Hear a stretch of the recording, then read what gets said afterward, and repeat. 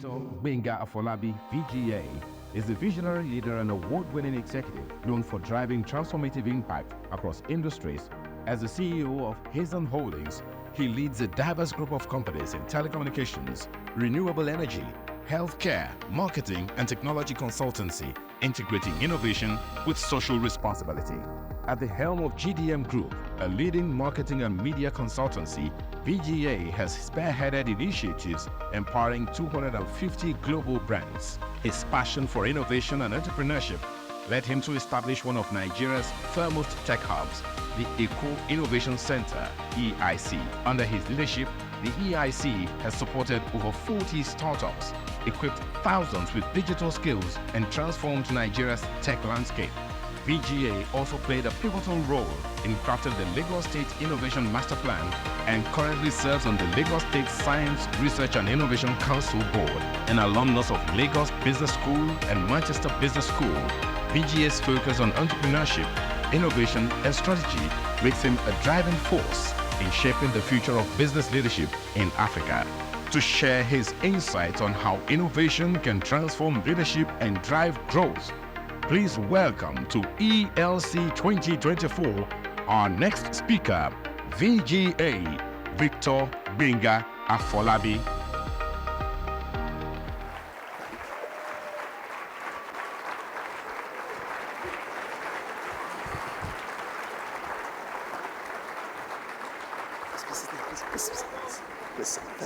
Thank you. Our senior pastor has given a lot of context about what an innovative leader is, and I'll, in very quick succession, really want to take us through what it takes to be an innovative leader. It's about being an innovative leader. I'm hoping that we don't just show up on this conference, because there's nothing as frustrating as people constantly showing up for the same thing, but transformations don't happen. When I used to sit in there and, he says those things, you'll be millionaires, people say amen. But for me, I wasn't quick to say amen. I was desperate to, I'll say one amen, but I had to get there, okay? When he says, I see billionaires, people struggle with those things, but I was determined, again, maybe because of my background, the barrier people, you want to check, I was determined that something had to happen, a shift had to happen. I did join this church, I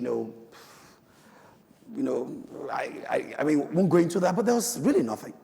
And I'm saying it to someone in here that please don't attend ELC and assume it's a conference, you're here because you're working in a department, you're in workforce or something. It's a good waste of your time if you choose not to want to get transformed, because ultimately, what this labor of love for 20 something, 30 years about is that you imbibe something and you really change. And what this will be about is to make sure that for everyone, as you step out of this place, there should be a shift that happens in who you are and who you become. You don't sit in a place for 20, 27, 17 years, you count numbers, and we can't see that progression, then it becomes a waste. So if I want to implore you, and don't think you're too young, this journey for us started when I used to move from my brother's house and all that. Young man just came from the north, school in the north, Lagos looked like paradise and all that. I was in my very early 20s. So my encouragement is you're not too young to determine to live out these things. I'm a testimony that it works. Okay? I'm not a local leader. We're global. And we're all reading PhD because everyone is read PhD. So we're too many right now. So what do innovatives, the context is there, the definition, Google it. But I want to tell you from practical experience, and I do hope you allow me to tell a lot of stories so that it's something we can practicalize.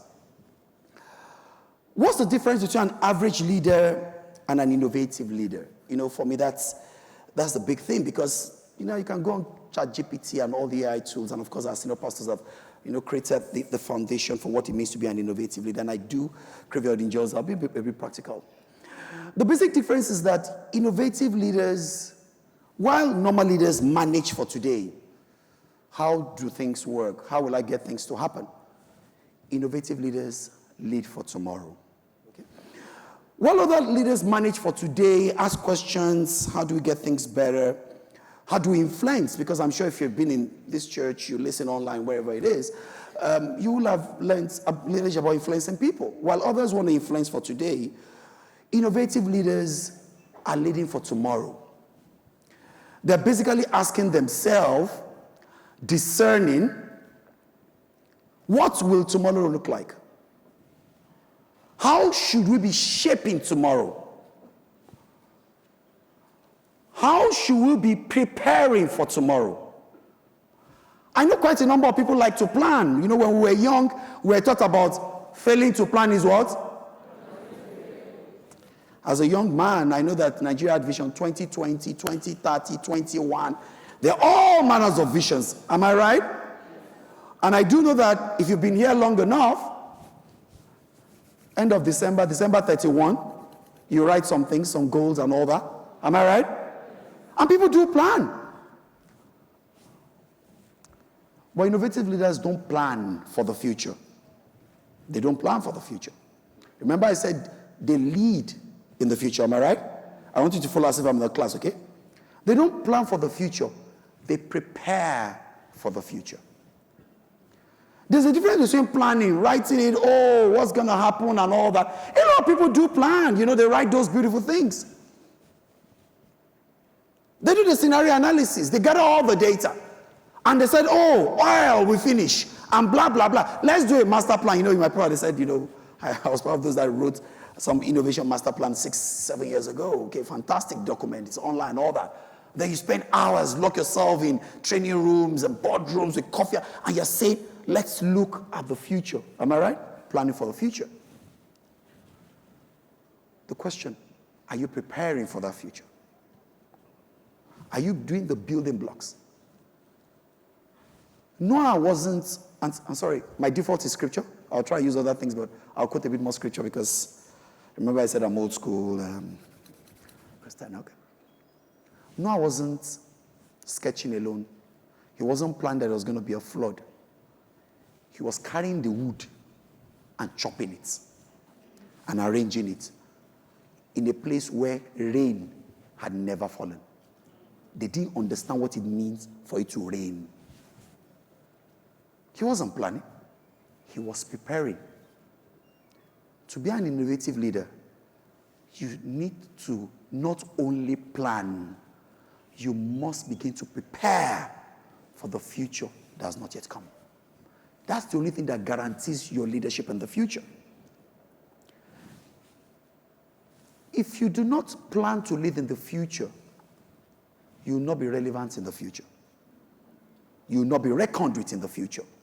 In fact, you will cease to exist in the future.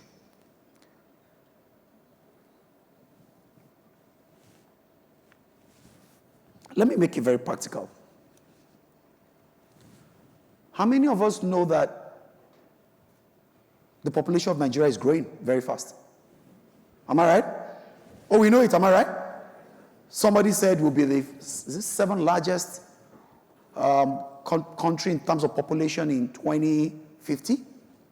Am I right? 20, how many years? 27? 26 years from now. Right? Good. What are you doing about it? Don't read these facts. Don't read the statistics. I can tell you, organization, people, nation, ministries, churches, hospitals, homes. Most people are not planning for that reality. It will hit us like a thief in the night. The person who will lead in the future needs to begin to build the structure for that 400 million Nigerians that will begin to inhabit the same place where we currently are. That is what it means to be a leader who wants to lead in the future. There's a difference between improvement, invention, and innovation. Improvement is gradually changing things to make them better. I want to improve this. You want to make them better. Okay? Gives you leadership today. You lead today because they're solving things for today. Invention is you create a new thing that is totally new. The innovative guy is the guy who takes that thing that is new and makes sure that it becomes applicable to use in the future. I wanted to distinguish that because I know so many people throw the word innovation around. When you do gradual improvements, that's not innovation. It gives you leadership today. It doesn't take you to leadership in the future. But what is that fundamental thing that needs to happen? That when I leave this conference, what should I be doing that will make me an innovative leader? That will expand my ability to be innovative. And like Pastor Nick said, it's not about the tech industry. Of course, I'm in the tech industry, okay? Today, I used to be there, okay? Innovative leaders, and I've spoken about what innovation is. Innovative leaders ask a fundamental question that every other leader doesn't ask. I'm sure we all know all those fundamental questions. Basically, you W, H, and Y. Remember that? 4 W's and H or something. What, which? Can I feel you? Remember those questions? What? Fantastic. If not, I'll think this is not this time. How do I become an innovative leader? You qualify the question. Innovative leaders always ask a question. How else? When you go out of this place, if there's nothing you remember from the things I've said, is the fact that for you to experience that transformation, to begin to think innovatively, you need to begin to ask yourself, how else? You qualify the questions. That's the innovative part. How can we do this? X and Y. An innovative leader asks, how else can we do this? How many sides does a coin have? Head or tail? An innovative leader tells you, no, there should be a third side to this.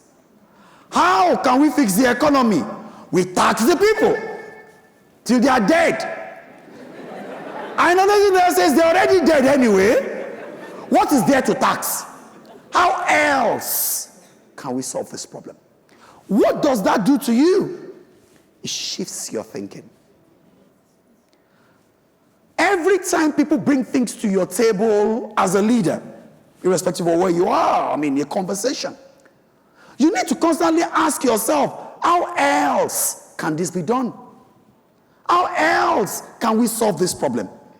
How else can we address this situation? Because until you ask yourself, how else, you have not started that journey of questioning your beliefs, what you understand, and what you think you know. Until you ask how else, you're only looking for a more efficient way to do it, which is arithmetic progression. You make baby steps. Ask questions. How? Okay. You make baby steps. When you ask how else, you do a giant step. One is a linear progression, linear changes. The other ones are non-linear, dramatic. If you're a student of maths, one is arithmetic progression, improvements, which many people are used to. Innovation is geometric progression. It gives you a major shift. And that's why innovation is important. Innovative leaders are selfless leaders because they seek to bring people into a future that they have no clue about. And of course, it's about the common good of all. They are possibility thinkers. They look for better solutions for things. I describe them as people who gaze, people who take telescope and they gaze. What will the future look like? What will change? When there are 400 people living in here, what will happen to the farmers and herders clash? How will people go to classroom then? How will people feed? How will people shop in 30 years from now? How can I address what the similar challenges are likely to be? They are obsessed about creating leadership in the future, leading to the future. So like I said, they're like stargazers that look into the telescope and trying to understand what we think look like in the future and how else can things be done. For you to be an innovative leader and you've asked the question how else, is to expand what we call your bounded rationality. And I don't want to just drop the words. I'll explain what I mean by that. How you know for things to be done or how things ought to be done is defined by the limits of what you know. The biggest risk for people is an unwillingness to think outside of what they know and be willing to stretch their mindset. And that's what innovative leadership should be. Innovative leadership, and I hope I don't get to controversial territories, challenges the 10,000 hours rule. How many of you have heard of 10,000 hours rule? If I do something consistently for 10 hours, am I right? It becomes a habit. What's the opposite of innovation? Tradition. Tradition. This is how we know how to do it. You know, I personally do all the inductions of all my staff, 300 of them right now. And when people come in and I need to do induction, the first thing I tell them, which is the thing that I've seen whole organizations is that they say that's how they do it here. I say, so why did I employ you? If I knew how to do it, I won't bring you. Give me your own flavor. Don't say this is how they do it here. How else should we be doing it? What inhibits us from being innovative is our fear of challenging tradition. I mean, I do love, coming to Daystar. The first thing I struggle, I say, how can we be doing crossover at 7 o'clock? But who says it must be 12? It's because we think that God has a time and that he's bounded by time. So when you're looking for an innovative leader, you know where one is. Because who says that's the only way to do crossover? Crossover can be any hour. Trying to be real. But question, challenge tradition. Challenge the usual. Challenge what is bland. Habits that have been formed, we need to look to new approaches to doing them.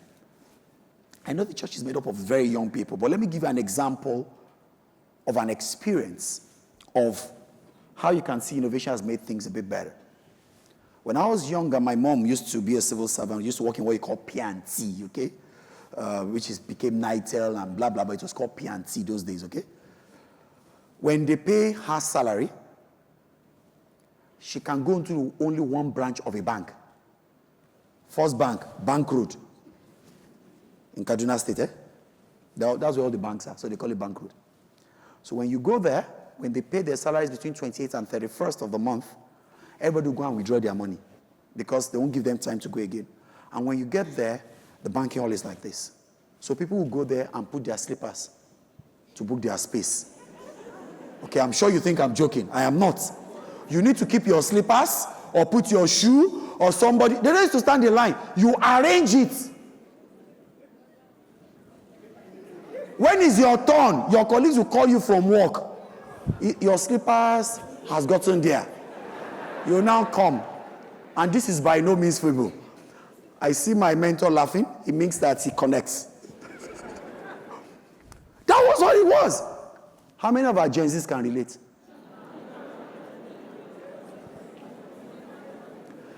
Because somebody asks, how else can we do banking?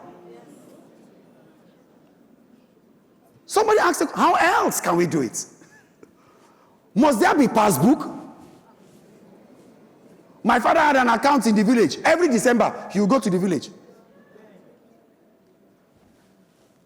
Question, how else can this be done? It can't be only this way. So when you do that, you challenge the tradition. You create, someone talked about it Innovation can be creative destruction of what constantly exists in a creative manner. Because what keeps you trapped in the past is you're constantly celebrating that past.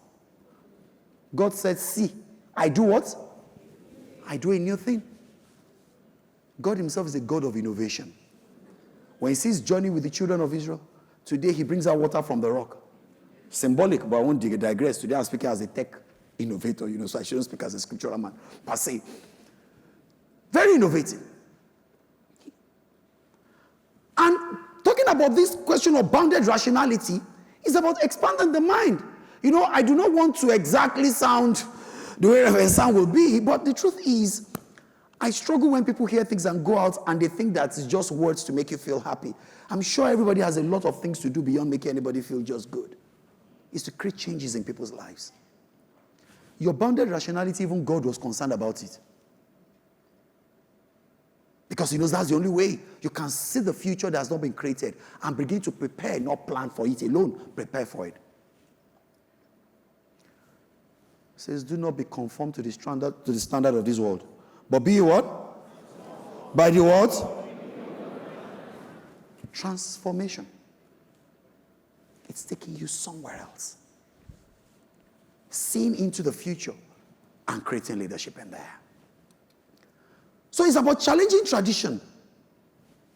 Thinking of how do I create something novel? This is how people have always done it. Can I do it in another way? Most things in life go through the sigmoid curve, As a young man, a few of the questions I need to ask, and which probably that fascinated with Reverend Sam was the fact that he's always trying to challenge things and ask questions and have a very inquisitive mind. One of the things that got me very curious was the fact that why do people get comfortable, get rich, get to a point and they come down? Have you noticed it? Okay, maybe have medium income people. I saw it in my parents, I saw it in uncles, At a time when the kids were young, they had good cars, and then suddenly the cars,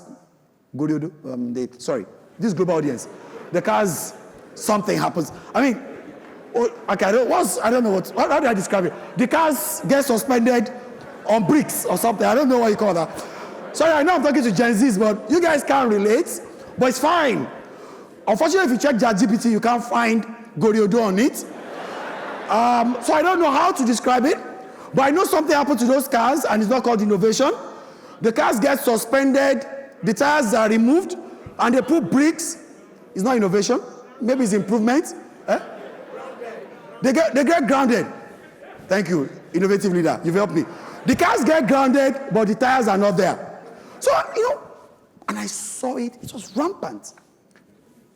Until I started seeing a continuous pattern that everything that has been created happens in a sigmoid curve, but people don't like it. Sigmoid curve means it goes this way and goes this way. So check a lot of things, okay? Even age, as a child, then you grow, am I right? You get to the peak, am I right? Things with age. The obsession of innovative leaders is that they do not want their lives, their firms, their organizations, their ministries to obey the rule of the sigmoid curve, which is the natural law of life. They challenge it. When you get to the top and you want to stay at the top, you must innovate. You restart that sigmoid curve. That's innovative leading. You take your life and organization through it. It's supposed to obey the law of everything that goes up must what? At the very peak. If you do not want to come down, whatever you do, you must reinvent success. Reinventing success means at the tip of that peak, you recreate it. That's what innovative leaders do, because they are focused about creating leadership in the future. So innovative leaders reinvent success. When I tell people I've changed my career 4 times, people in 24 years, people think, what's wrong with me? But I say, hey, I was about 9 or 10 years old. I went to a secondary school and they said I should take integrated science. Am I right? And I passed. Am I not supposed to pass? Because they tell you just said something, they say it's stepping stone. You know, those parents were wonderful. Everything is stepping stone. Sha. So the member says stepping stone, it's stepping stone. If you don't pass integrated science, you will not go to science class. I didn't know what science class meant, so but I had to pass. Am I right? So I passed, and the school decided I must be a science student because I passed integrated science. They didn't ask for my opinion. I didn't vote. There was no vox pop, nothing. They carried me and put inside and arranged it based on how much you scored integrated science, maths, and English. So I ended up in the very hard part of science class, but nobody consulted me. And they told me to do chemistry, physics, and biology. And my mom would keep saying that if you don't pass, we lived in the north, in Kaduna then and all that, and many people in our local Baptist church then, you know, people were mechanics and radionic and all that, but my parents, you know, civil servants wanted us to go, and they keep saying that, they'll mention, like, you will be like this person that the father has sent to mechanic workshop. So I wanted to just pass that physics, chemistry, biology, and then we were reading it, you know, and the whole stepping stone thing. And so I passed, you know. And my mom, in her wisdom, God bless her soul, decided I must be a medical doctor. And so I asked, and she said, I'll use vernacular. Ẹ̀gbọ́n rẹ ló yẹ kó ka Mercy, ó ti ṣe architecture, ìwọ ló ka Mercy.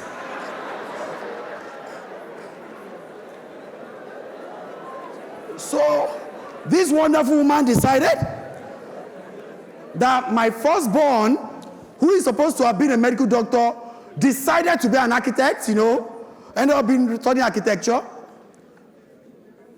You are the next science student, so you will be the doctor. And in those days, we don't have opinion. Thank God, Pastor Dike has taught us now that even if as a 3-year-old, I should pack my toys. If I come now, you know, if it's now, my daughter will ask you why. In those days, we don't ask why. So that you don't experience a brain shift.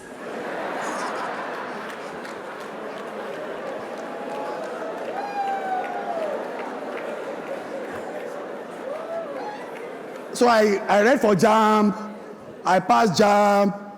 Then the school I picked, unluckily, then they went on strike because they killed Bandepo killed somebody. All manners of things that it's not my business. Nobody asked me, you know. So I did JAMB. JAMB didn't ask me what I wanted. WAEC didn't consult me. NECO didn't ask me. They came out, they said I have admission, that I should go and check. Nobody asked for my opinion. They said medicine or food, they gave me pharmacy. I didn't even know what pharmacy is. So I asked my mother, I said, after you do year 1 of medicine or pharmacy, you must become what? Just score 4 point something GPA. I didn't even know what GPA was. I said, yes, ma'am. I didn't have a choice. So I went to the school. The first person that met me told me, welcome to Bermuda Triangle. Vet medicine, and pharmacy. They said people's destinies are destroyed here.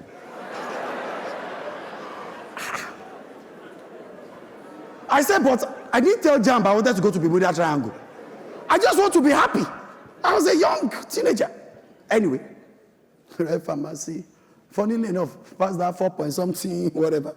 The shares you go and read medicine. All the medicine people were looking unhappy. The pharmacy people were playing. So I told my mom, I didn't even drop the form. I said, they said medicine is full. Because I've already made friends. How can you make friends in year 1? Then you go and start another thing. And all of them look miserable. They'll put work up. So I said in that pharmacy, I didn't even know what it was. I'll be it. I finished in time, but nobody asked me if I was that patient to care for people. Nobody consulted me. I'm too restless. I will keep people on the theater table. If I give you paracetamol right now, don't take it. Because even right now, when I'm not okay, I look for the pharmacist. Because I'm not sure if I'm one. But I came out and and I'm talking about you challenging status quo. It wasn't me. That's not who I am. I'm not a medical person. I don't have the temperament. I don't have the patience. When we start opening retail chain stores, my boss, my wife, my co-business person who gave me one pharmacy to manage, she'll be managing one. After a while, I'll take a bike. It was in K2, I'll take a bike, go to our own. She said, what am I looking for? Are there no patient in your place? I said, I think there are patients. I just said, how you are doing? The problem is that me, I'm already bored. Why will I be 2-3 times a day, 5-4 times a day? It wasn't me. It wasn't long. I left everything for her. Why am I saying that? Innovative leaders need to be able to embrace challenging tradition without being ashamed of it. You need to be bold enough to say, this is where things are going, and how do I move there? Let me rush.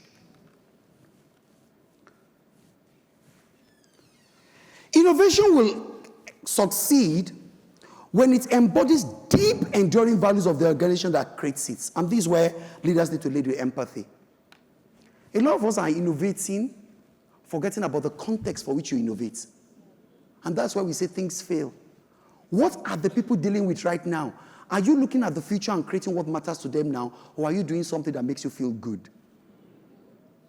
Leaders is not about living for yourself. When you create for yourself, you do not take into cognizance the local context.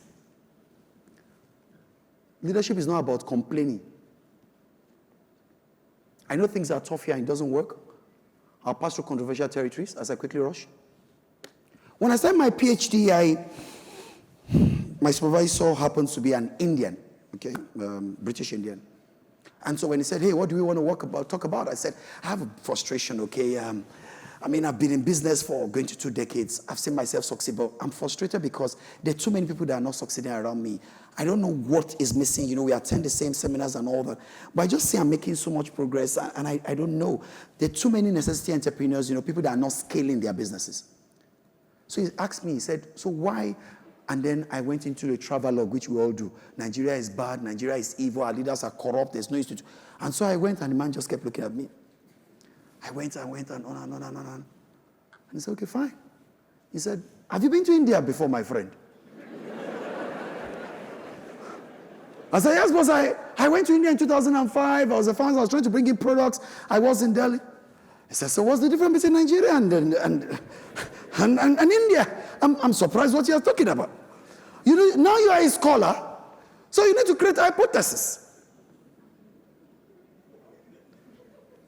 He said, in India, I can tell you we had more poor people than you. I mean, it's been a while, I've been doing a PhD, I'll finish soon. Or rather, I'll submit thesis soon, whichever one. Whatever. He said, that doesn't stop you from innovating. And I thought it was a joke. For 1 year, we worked together on innovation called Jugaad Innovation, which was something from India. They had all the problems we had, and this is controversial territory, okay? They had all the problems we had, but despite that, they kept innovating. There's something he called frugal innovation he was teaching me. Despite all the resource constraints, no institution, no police, despite all that, innovative leaders see beyond that and want to create solutions in the future. It's not about complaining. I know that nothing is working in some sense, but that is the only reason why we have innovative leaders. To look at a difficult, uncertain, ambiguous world and see how do you create solution that brings order there. That's what innovative leaders do. We shouldn't be children of violence and anger on Twitter Street. It's about making sure that despite all these voids, we factor it. There are some countries that for you to build, you need to think of a bunker because there's a hurricane. So we need to think of deep foundation because there's volcano. We've not factored all that. Factor all the constraints you have as a leader. There are things you must innovate around.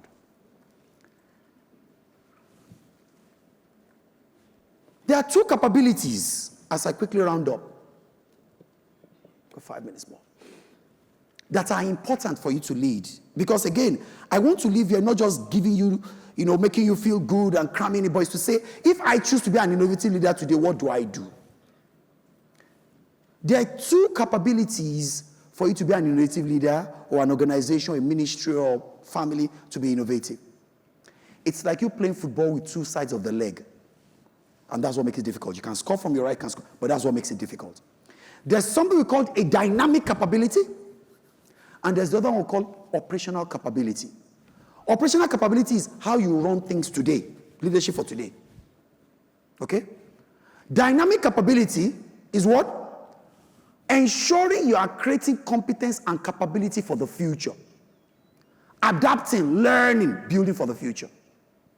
Operational capabilities, are people showing up at the right time? How are they seated? Is there an improvement? What? But for you to lead in the future, you need to go beyond that and say the way things are happening, the way Gen Alphas are going to be more than Gen Zs and they're coming to the workplace. How should we be preparing for them? That's why as a nation, we're trying to sell oil that is finishing. I was with a friend and I was trying to forecast, when you have FX liabilities, you need to think. So I called him and I said, tell me, this dollar, they said they'll bring it to 600 or something. He said, so how? I said, I don't know. That's what I'm asking you. He said, I've been in oil and gas for a long time. He said, let me tell you what's happening. These assets, these people are selling. They finish milking it. It's at the lowest ebb. So they are selling it because continue to exploit is not profitable for multinational anymore. So they are giving you. I said, why are they going? He said, because they're not building new wells. I said, why not building new wells? He said, they were complaining to you for 20 years. That people are stealing oil, your people. And that they are not making money. So they've now started divesting and they are going. He said, so if you are not producing, even the one you are producing will start declining because the oil in the wells have almost finished and they are not digging new wells in the marginal field. He said, put all that together. It allows you to know that the dollar is not coming down, it's only going up. I said, okay, can't we start, again, we can build the well. So I said, can't we start digging new well today? He said, well, capital intensive, but even if you start digging today, you start making money from those new wells in 3 to 10 years' time. Because many of the wells will be dry.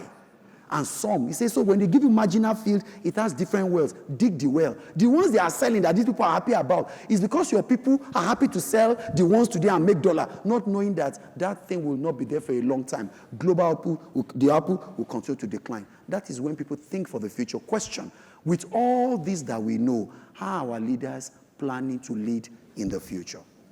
That's the question. So when people are trying to sell and do mergers and do deals, it is living for today. Like Reverend Sam will say, time perspective. You need to start thinking about the future. 7 largest people, 400 million people. Today, you are 2.7% of global population. You'll be 5% of global population. There are populist governments, Trumps and all that will come all over the world. They will lock their doors. Go back to your country and kill yourselves. When more of that is happening, how are you as a leader preparing for that eventuality? Oh, it's very far. At 30 years to your age, you're not very old. Me, I'll still be around you. So it means I need to be prepared. You're not as old as you think. So you must understand you need dynamic capabilities that prepare you for the future. And that's why even God says, I'm doing a new thing. It will spring up. Do you not perceive it? Innovative leaders perceive. There are weak signals of crisis that will come. You are perceiving it. It's not there. Once it's there, it's no longer about being innovative. It's for daily management. You need to perceive. I wish I could play the video of Steve Jobs, but maybe I'll leave that. I'll leave it up. Exactly what record they want to buy. They don't go up and say, what record should I buy? They know exactly what record they want to buy because there is the phenomenon of the radio station, a free sampling, so that we make our decisions before we go into the distribution center for the records. We need the equivalent in the software business. Software is information, and the information is expressed with a bunch of ones and zeros. And what we do now is we take those ones and zeros and we encode them magnetically on this piece of mylar with a bunch of gook on the surface of it that remembers the ones and zeros. We take it, we put it in a package with a manual, we take that, we put it on a truck, we ship it to a dealer, they take it out of the truck, they put it on the shelf, it sits there for a while, costing them money. A customer comes in, peruses them, and picks one out, takes it home, shoves it in their computer, and it translates it back to electrical impulses of ones and zeros. Where we'll be going is transmitting this stuff electronically over the phone lines, to where when you want to buy a piece of software, we take our ones and zeros, and you ever push a touch-tone phone and you're boop, boop, boop, boop, boop, boop, boop, right? We'll send tones over the phone that the computers will understand and go directly from computer to computer. That's what we'll be doing. Once we do that, maybe it's possible to say, well, we'll give you 30 seconds of this program for free, or we'll give you 5 screenshots. We'll let you play with it for a day. And if you want to buy it, just type in your Visa number and you got it. I don't know how we're going to do it, but we need a radio station. Apple's strategy is really simple. What we want to do is... That video, I can leave that because my time is up. He ended by saying, he was describing how he wanted to create the iPod. He ended by saying, today we don't know how to do it, but someday we do hope we'll know how to do it. Today, even the iPod, they've gone way beyond that. Innovative leaders are constantly thinking how to get things done. I'll end, there's so many things, by talking about, so why are organizations not innovating? Why are organizations stagnated? Why are nations the way they are. Now, Reverend Sam again will talk to you about principles because these are questions I asked. Because I was, desperate to understand why. It's about a principle called Peter's principle. And you need to watch that in your own life. Peter's principle says, everybody gets promoted to their level of incompetence. So at the end, you find out that organizations at the top are filled only with people that are incompetent because over time, they've been promoted without them improving themselves. And that's why the head of most organizations where we don't see innovations and families is because the Peter's principle are setting, where we have begun to prioritize experience at the expense of expertise. What you did 40 years ago running a state does not mean you can do the same 40 years after running a country.